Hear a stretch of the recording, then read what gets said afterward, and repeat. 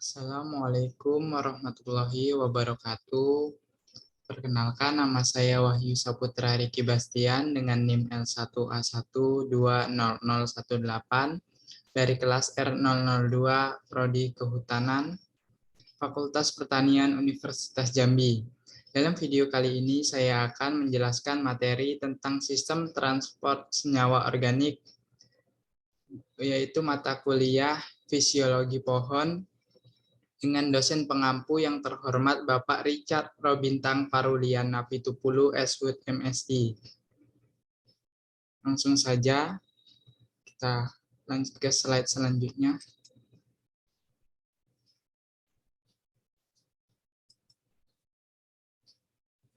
Yaitu pengangkutan tanaman atau pengangkutan sistem transport pada tanaman. Yaitu ada dua pembuluh dalam materi ini, yaitu xilem dan floem. Secara bersama-sama dengan sel parenkim membentuk jaringan vaskular.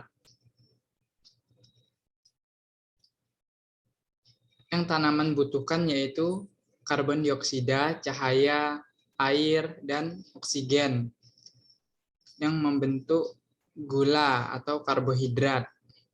Mineral-mineral yang dibutuhkan oleh tanaman yaitu ada dua, yaitu makronutrisi dan mikronutrisi. Yang pertama yaitu makronutrisi. Di dalam makronutrisi tersebut ada unsur karbon, hidrogen, oksigen, kalsium, kalium, magnesium, natrium, nitrogen, fosfor, dan sulfur. Sedangkan untuk yang unsur mikronutrisi yaitu ada boron, klorida, cuprum, ferum, mangan, molybdenum, nikel, dan zinc. Selanjutnya yaitu transportasi pada xilem. Xilem berasal dari bahasa Yunani yaitu xylon yang berarti wood atau kayu. Terdiri atas tabung berlignin yang mentranslokasikan air dan mineral nutrisi yang terlarut dari akar melalui aliran transpirasi ke daun. Sedangkan transportasi floem yaitu ekspor fotoasimilat dari daun ke bagian lain dari tanaman atau dari tempat dibentuk atau source. Contohnya itu sel-sel mesofil daun ke tempat konsumsi atau cadangan atau sink.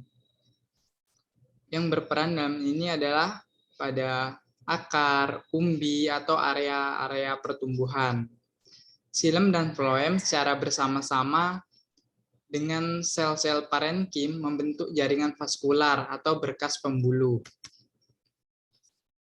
Kedua, pembuluh ini mempunyai perbedaan dalam transport senyawa organik, yaitu yang pertama pada transport floem berlangsung melalui sel-sel hidup, sedangkan untuk transport pada xilem berlangsung melalui sel-sel yang mati. Untuk transport senyawa pada floem yaitu transport senyawa organik, sedangkan untuk transport xilem yaitu yang ditransport adalah air dan hara atau anorganik. Yang ketiga yaitu transport via floem, pergerakannya melalui dua arah. Sementara untuk transport xilem, pergerakannya itu hanya searah. Yang terakhir, yang keempat, yaitu perbedaan transport via floem, yaitu berjalan dengan lambat atau laju aliran maksimumnya hanya 1 meter per jam. Sedangkan transport xilem sangat cepat atau laju aliran maksimumnya adalah 15 meter per jam. Penjelasan tentang materi transportasi floem. Senyawa organik yang diangkut dalam floem yaitu karbohidrat. Di dalam karbohidrat ini terdapat gula produksi yaitu sukrosa, rafinosa yang kadarnya itu 10–25%. yang mengandung nitrogen. Nitrogen tersebut berasal dari asam amino, amida, ureida yang jumlahnya itu 0,03 sampai 0,4%. Dan adapun zat pengatur tumbuh, nukleotida, nutrea, nutrea anorganik, dan pestisida sistemik. Bukti transport melalui sistem phloem nih. Yang pertama yaitu menggunakan percobaan ring. Phloem dikelupas melingkar batang, di atas keratan timbul pembengkakan. Di bawah keratan atau bagian akar akan mati. Yang kedua yaitu pengawatan. Mengikat kawat erat di sekeliling batang dapat merangsang pembungaan. C/N rasionya meningkat. Yang ketiga yaitu analisa exudat atau isi phloem dengan mikroskop. Didapatkan yaitu kadar gulanya tinggi. Percobaan yang keempat yaitu percobaan dengan karbon dan radioaktif. Karbon dioksida yang diserap melalui daun keluar dari daun sebagai karbohidrat mengalir melalui saringan dari phloem ke berbagai bagian tanaman. Yang kelima yaitu pohon yang terbakar. Pohon yang terbakar sering dapat bertunas kembali karena hanya sebagian kulit yang terbakar. Nah, berikut ini adalah gambar yaitu contoh percobaan dengan pengkelupasan jaringan phloem. Berikut ini adalah gambar menggunakan mikroskop atau pembesaran pada jaringan phloem. Ini adalah contoh phloem menggunakan analisis kimia. Nah, berikut ini adalah anatomi phloem. Yang pertama ada unsur tapis atau sheath element atau pembuluh tapis. Sel-sel hidup yang kehilangan nukleus, ribosom, aparatus atau badan Golgi dan vakuola, serta hanya mengandung sedikit mitokondria plastis dan beberapa retikulum endoplasma. Elemen saringan berlubang dan dihubungkan satu dengan lainnya oleh benang-benang protoplasma. Merupakan jaringan terpenting dari phloem dan tidak lama hidupnya. Yang kedua yaitu sel pelengkap atau companion cell. Banyak lubang-lubang di dinding yang berhubungan dengan sel-sel sheath element oleh plasmadesmata. Yang ketiga yaitu sel-sel serat. Fungsinya yaitu sebagai penguat jaringan, terdiri dari sel-sel yang tebal, panjang, kuat, dan tidak dapat dilalui oleh zat organik.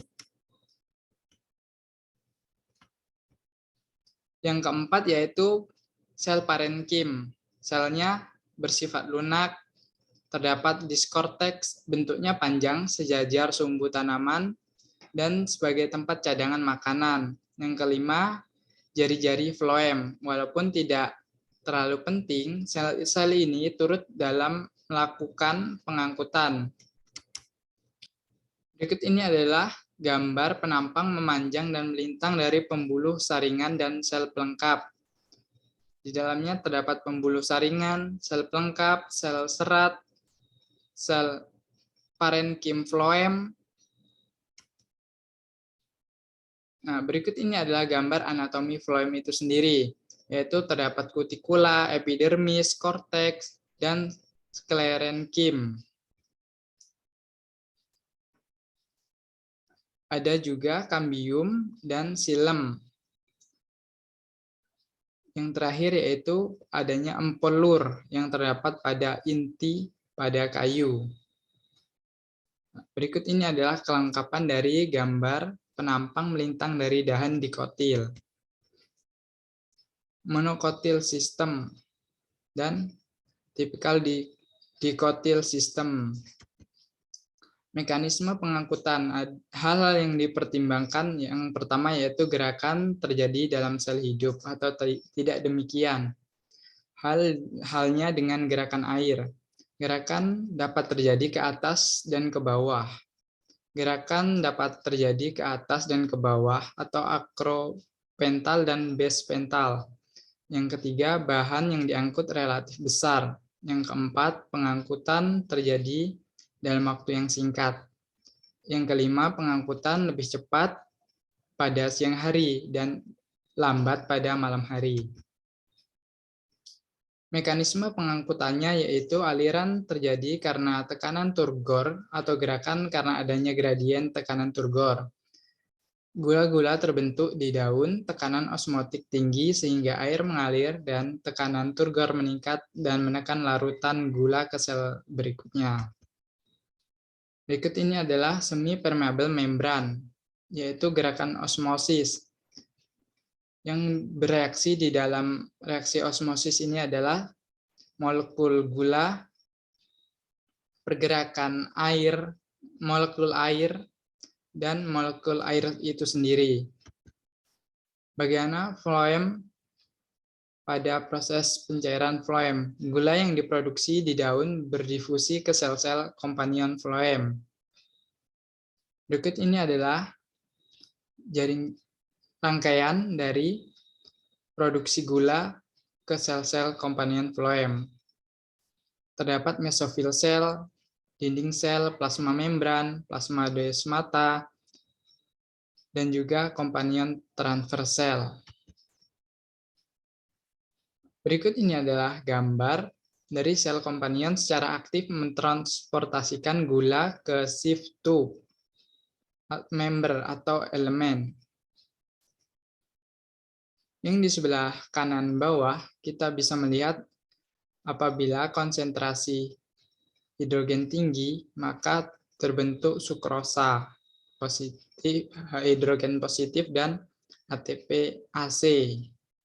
Sementara jika konsentrasi hidrogen rendah, terbentuk sukrosa dan ADP. Bagaimana floem mentransportasikan cairan floem? Ya, makanan gula kemudian ditranslokasikan dari source ke sink berdasarkan teori pressure flow. Yang pertama yaitu pada source, gula secara aktif ditransportasikan ke floem. Kita bisa melihat pada gambar nomor 1. Yang kedua yaitu air mengikuti melalui osmosis dari sel-sel source ke xilem. Hal ini menghasilkan tekanan yang tinggi. Yang ketiga, pada sink, gula berdifusi keluar floem dan diikuti air melalui osmosis. Hal ini mengakibatkan rendahnya tekanan. Tekanan larutan gula mengalir dari tekanan yang tinggi ke tekanan yang rendah. Air dalam xilem akan ditarik melalui aliran transpirasi.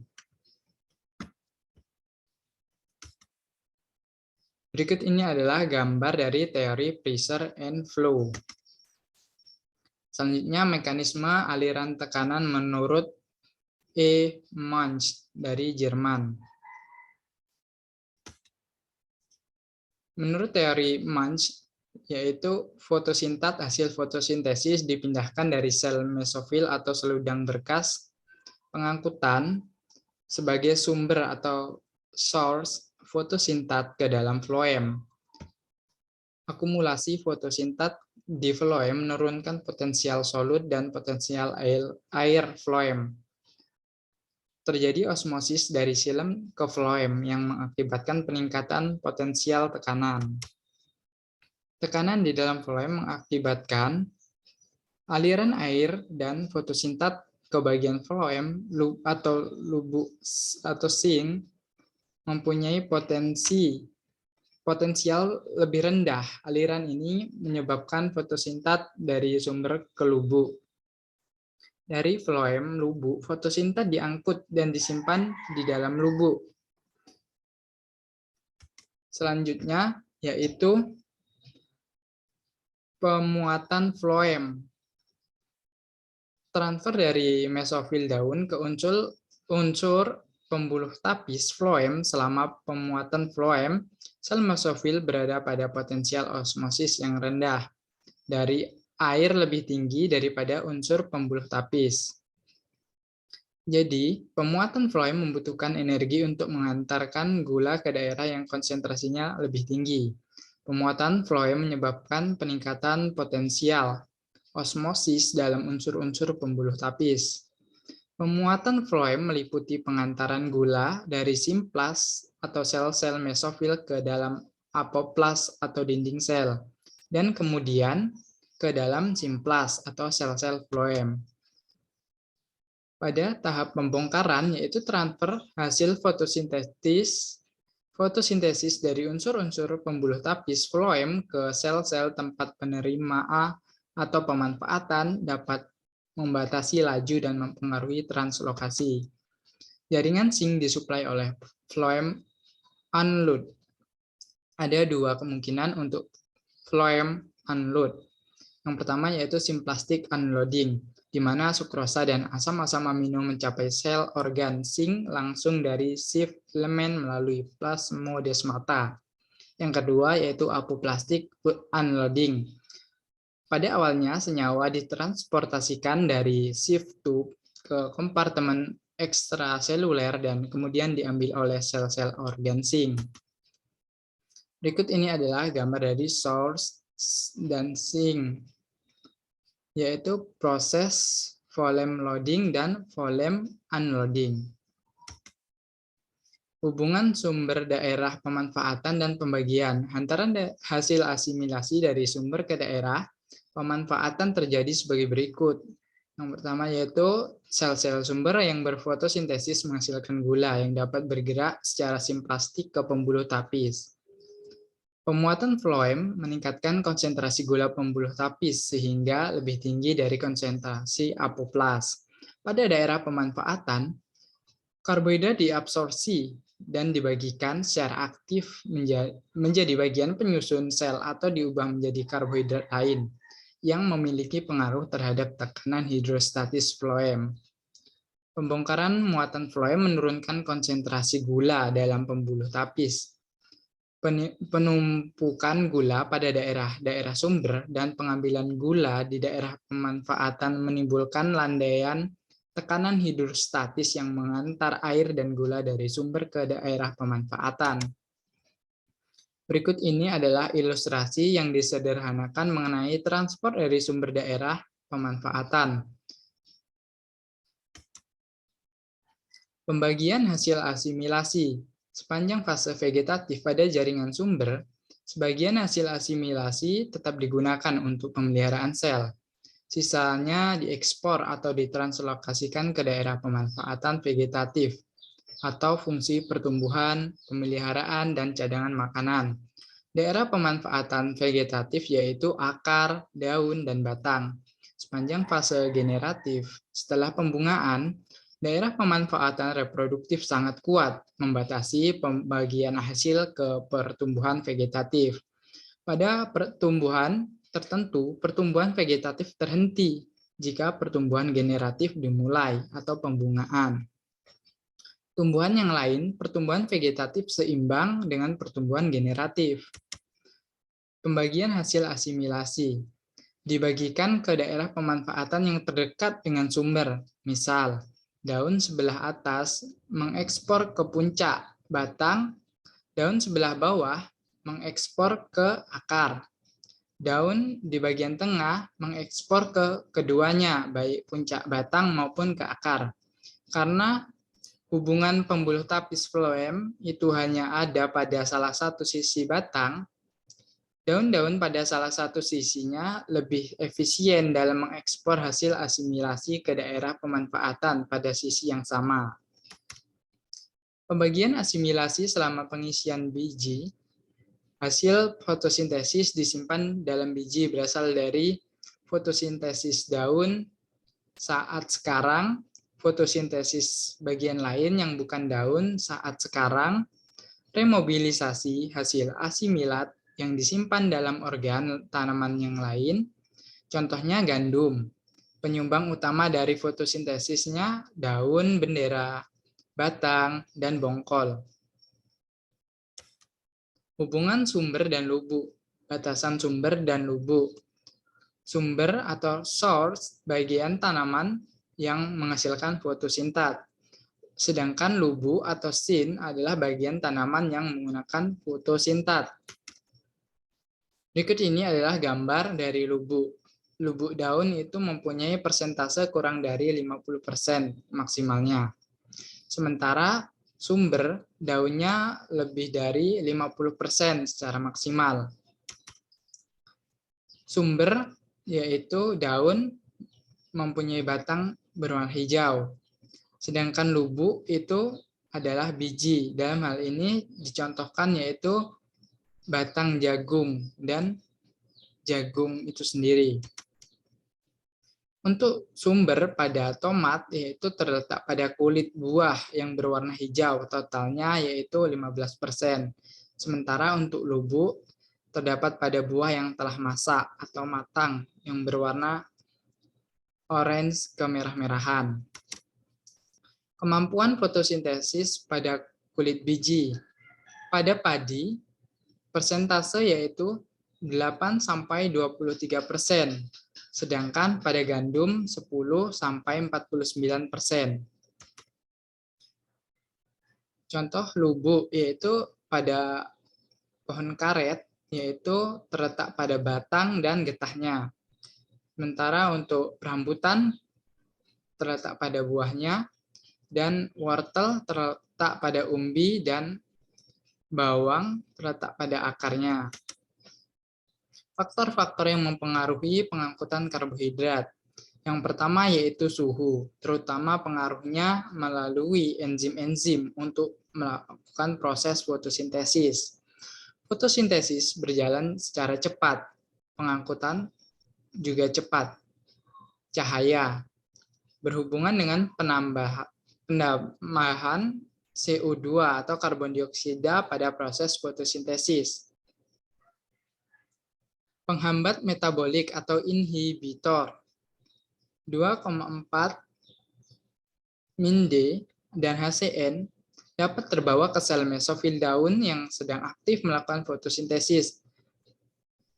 Hal tersebut akan menghambat pengangkutan fotosintat atau karbohidrat. Faktor-faktor yang mempengaruhi pengangkutan karbohidrat. Yang selanjutnya yaitu perbedaan konsentrasi. Arah pengangkutan selalu dari konsentrasi yang tinggi ke konsentrasi yang rendah. Selanjutnya yaitu mineral. Ketersediaan unsur kalium akan membantu dalam pengangkutan karbohidrat. Selanjutnya yaitu hormon, konsentrasinya tinggi pada bagian tanaman yang sedang aktif tumbuh. Sebagai bukti, pucuk yang aktif tumbuh akan menjadi lebih mampu bersaing untuk mendapatkan karbohidrat dari organ tanaman di sekitarnya. Sedangkan buah yang sedang berkembang juga lebih mampu bersaing daripada organ vegetatif yang lain. Demikianlah presentasi dan penjelasan materi tentang sistem transport senyawa pada tanaman dari saya. Apabila ada kesalahan dan kekurangannya, hal tersebut merupakan kesalahan dari saya, karena yang maha sempurna adalah Allah Subhanahu wa Ta'ala. Apabila ada kesalahan, saya mohon maaf. Kepada Allah saya mohon ampun. Saya akhiri. Wabillahi taufiq walhidayah. Wassalamualaikum warahmatullahi wabarakatuh.